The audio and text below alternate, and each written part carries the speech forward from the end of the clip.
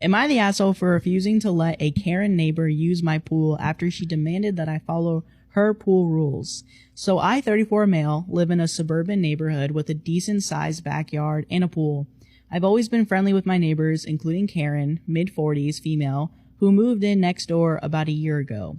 She seemed nice at first, but as time went on, she started to show her true colors. Over the summer, Karen started coming over with her kids, asking if they could use the pool. And at first I didn't mind because I was usually outside anyway, and the kids seemed to enjoy it. But soon things got weird. Karen began showing up unannounced, sometimes even when I wasn't home, and I caught her using the pool without my permission. One day I came home to find Karen and several of her friends having a full-on pool party in my backyard, complete with snacks, music, and pool floats. I confronted her, and she acted like it was no big deal, saying, "Oh, you weren't using it, so I figured it was fine."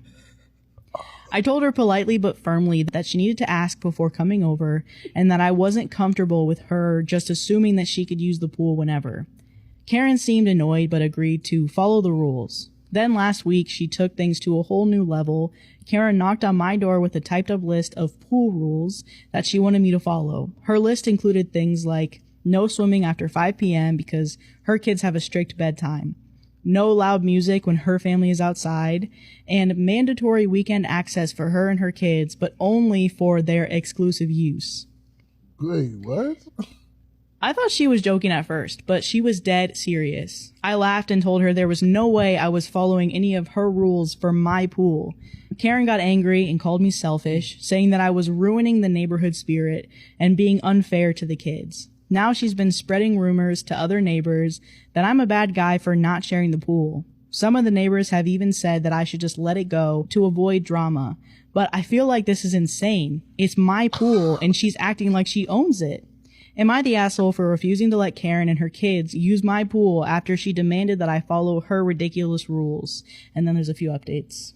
Just to let everyone know, my backyard fence doesn't have a lock.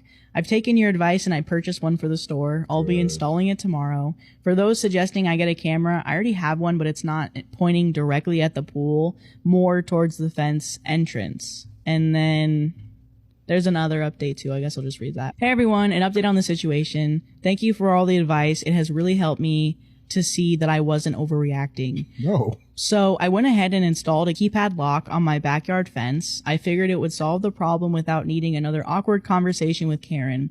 Plus, you were all right about the liability stuff. I really don't want to deal with any potential fallout if somebody gets hurt using my pool. Of course, Karen noticed the lock pretty much immediately. She was at my door. Yep.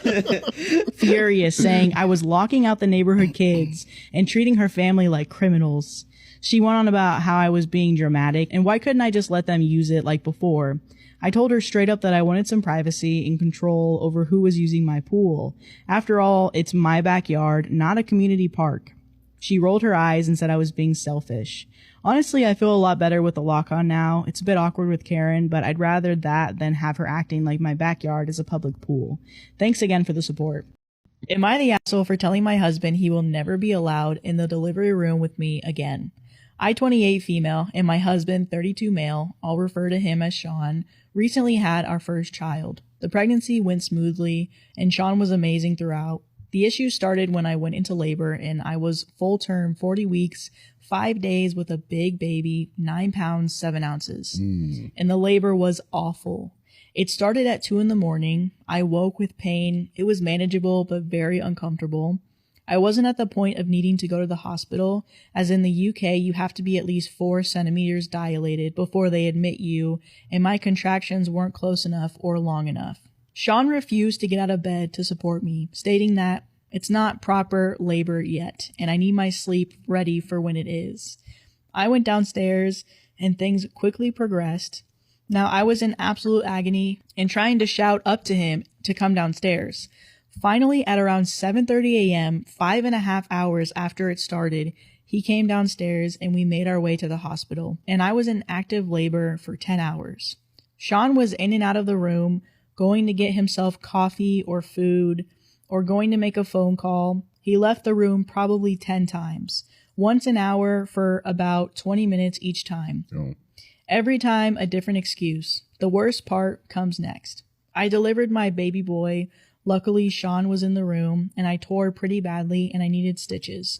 Sean said to the male doctor who was stitching me up, "Do you think you could maybe add a couple more stitches for me there, mate?" Clearly expecting a laugh, but the room fell silence. The doctor then said, "That could cause a lot of issues for the patient, so absolutely not." And Sean remained silent. I was mortified, embarrassed, angry, and so upset because Sean knows that for me, I have a history of SA.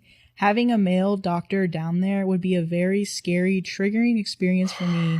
And instead of consoling me, he made the situation so much worse.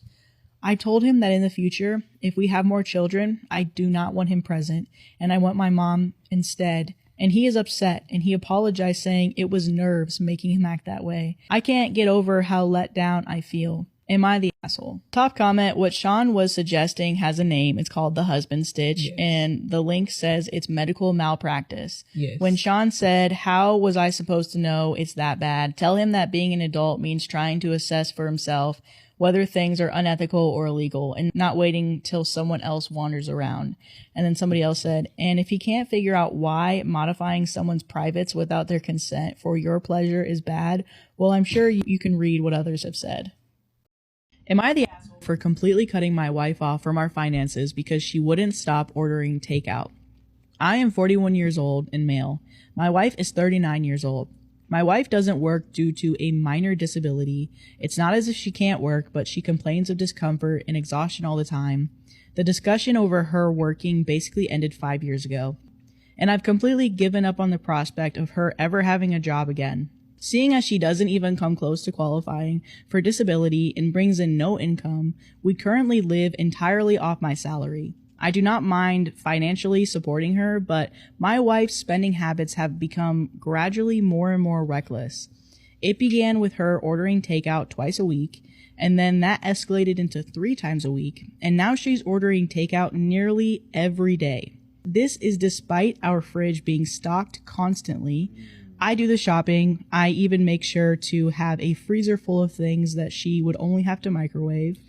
Last month was a pretty heavy one for her. She spent over $1,100 on delivery apps alone. We cannot afford this. There were several days that she ordered twice. I may have reacted harshly, but on Friday I pulled money out of our savings and completely paid off the card and then canceled it. I then removed all the money from our joint account and I funneled it into my own account. Apparently, my wife learned about this when she tried to order takeout. She tried to call the company, who explained the card had been canceled. She texted me asking what happened. I responded that she was cut off. Well, when I walked in that evening, my wife was lying on the floor, dramatically saying that she had low blood sugar. I told her that she could eat any of the food that we have in our fridge or freezer. I also noticed that she took the garbage out, probably for the first time in a decade. I'm surprised that she even knew where the outdoor bin was. I can only assume she was disposing of the evidence of what she ate, as she was pretending to have not eaten, but I honestly don't care enough to dig through the garbage to find it. She was furious at me all weekend, was what I did over the top. And then there's an update and we'll read the comments. Okay, so update. 9 days ago, I made a post about how my unemployed wife has spent over $1,100 on delivery apps in just a month. This is egregiously outside of what we can afford to spend on takeout, and since she doesn't seem willing to stop, I canceled our credit card and moved the money from our joint account into my own. For the following few days, my wife kept talking about how I was financially abusing her. She threw several tantrums despite apparently being severely malnourished, threatened divorce, threw a bunch of food we had in the fridge away to try and strong-arm me into letting her get takeout, and even tried to guess my bank account a bunch of times. Sorry, my password isn't Taco Bell 123. Okay, come on. The last one was how I learned if you try to guess someone's bank account password enough times, the bank will send them an automated email. But last Friday, the complaints and the threats stopped, and she seemed mostly back to normal. I figured she had given up. That was until today, which was garbage day, when I took the last bag out before taking the bins to the curb. I discovered half a dozen fast food bags and other takeout containers in it. My wife wasn't supposed to have access to money. I had no idea how she was affording the food. I confronted her about it, and at first she denied everything. I had to bring all of her fast food garbage in to get her to fess up. She had taken out a loan. Now, I thought that she had borrowed money from a friend or family member, but she had taken out one of those predatory payday loans. What? Before you ask, no, I had no idea how she was approved. Yeah, how's she get that? Within the next hour, I froze my credit. I then drove her to the payday loan place where I paid the loan off in cash. I will now have to dip further into my savings to pay the rent. I suppose in a certain way, cutting her off was successful. She didn't order takeout anymore. She just drove to the restaurants to pick up her food, and for the low price of $20 for every $100 she borrowed, or $60 total in fees. In addition, I told her that we would be getting divorced. So yeah, my marriage is over. I don't even know what alimony laws in my states are like, but I assume she'll happily live in a cardboard box under a bridge if Uber Eats will bring her food there.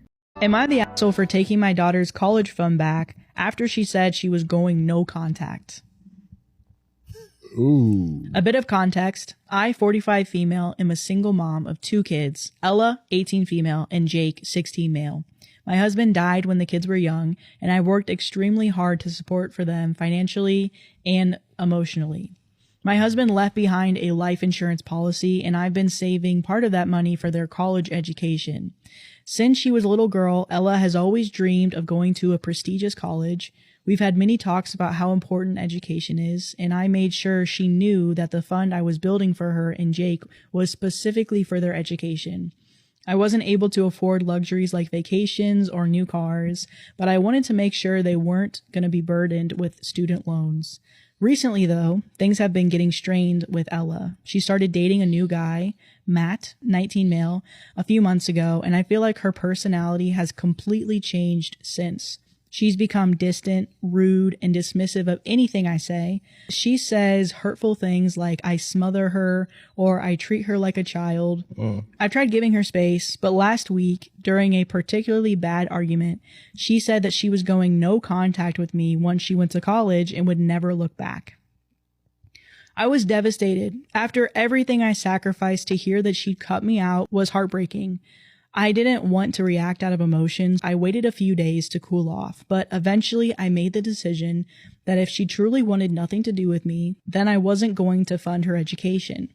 I told her if she's planning to go no contact with me after college, she should consider her fund off the table, and I'd split it between Jake and myself for other things.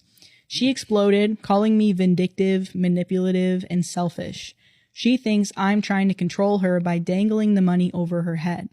I've talked to a few friends about this, and reactions have been mixed. Some say I'm within my rights because the money is mine, and I can do with it what I see fit. Others say that I'm punishing her for her feelings and that I'm being controlling by using the money as leverage. So am I the asshole for taking back my daughter's college fund after she said she was going no contact with me? And then there's an update. So update. First of all, I want to thank everyone who gave advice and genuinely tried to help. After going through the comments, I think the best thing I can do is try to talk things out with Ella. She's my daughter, and she always will be, and I always will be there for her if she wants me to. As for the money, I'm going to hold on to it for now until I have cleared up whether she's being abused or influenced by her boyfriend, but I won't spend it on Jake or myself. To those who are saying I must be abusive or controlling, I want to make it clear that I've never used the college fund to try to control her. The idea of withholding that money didn't even come up until she said she wanted to go no contact. And then, yeah, people in the comments were just wondering about the boyfriend. Am I the asshole for offering to sell my seat to honeymooners? I was flying from Melbourne to Dubai. I paid for a premium economy seat because it's a 14-hour flight and I want to be comfortable. The person in the next seat had been upgraded and they asked if I could switch seats with their wife as they had just gotten married and were on their honeymoon. I congratulated him on his nuptials and asked where his wife was sitting. He pointed towards the back of the plane, in economy. I declined to switch seats, and he asked if there was any way to convince me, and I offered to switch if he paid the difference between the seats. It's a good amount. I had been lucky to get mine at a decent price. It would only cost him about 1,000 Australian dollars. He said they were on a budget for their honeymoon. I congratulated him once again and put in my earbuds. He muttered that I was an asshole. And I said he was a prick for taking the upgrade instead of either sitting with his wife or giving it to her. I told my wife about the incident and she thinks I should have done the nice thing. For the record, she hates flying in economy, so I know she would not have switched. Am I the asshole?